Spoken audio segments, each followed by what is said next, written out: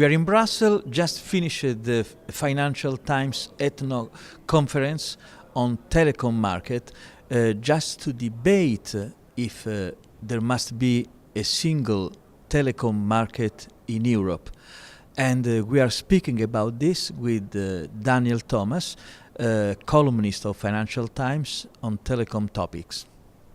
Well, it's been fascinating today because we've had all sides of the spectrum. We've had the regulators on one side outlining a very bold policy of reform, but we've had the industry on the other side actually saying we don't really want this reform. It doesn't help us in any way. We want something different, and we want something a bit braver potentially. So what we saw today is where the battle lines are between the two sides, and I don't know really where it's going to go next. It's going to go into a Brussels period where they're going to discuss the policy, trying to work out where the future of the telecoms market lies. That the companies are going to try and influence things as much as possible, and they've got some big concerns over things like roaming, the fixed line pricing, which I know is a bigger deal in Italy, for example, but at the same time they don't necessarily see the need for a single market often.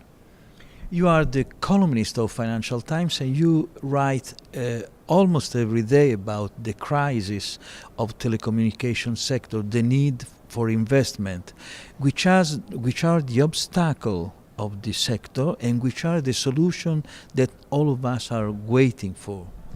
I think if you ask any executive in the sector, the reason is only one thing: it's consolidation, it's scale in the industry.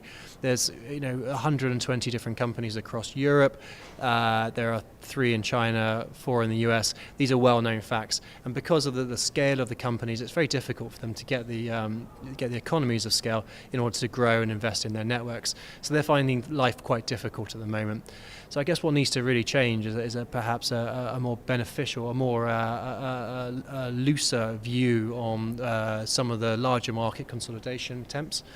With that, you will probably see a stable financial position for these companies, in which case they can hopefully live up to their words and start investing back into networks, which ultimately is the thing that everyone wants. Consumers want better broadband, they want better mobile.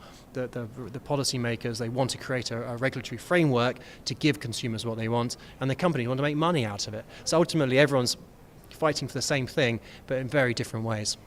Thank you very much, Dan Thomas, Financial Times. Thank you very much. Pleasure. Thank you so much.